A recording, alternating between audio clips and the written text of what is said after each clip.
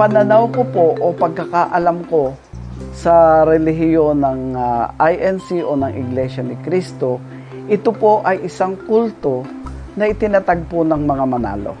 Cristo sa panahon na iyon ay parang ano lang po, kulto. Kumbaga, siya ay maliit na sekta lang.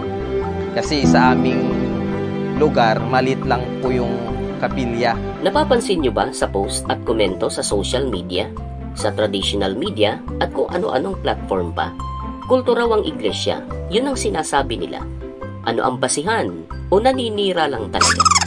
May masabi lang ganon o baka naman totoo? Baka nga isang kulto ang Iglesia ni Cristo. Kung sakali naman na ito nga ay kulto, paano ang iba?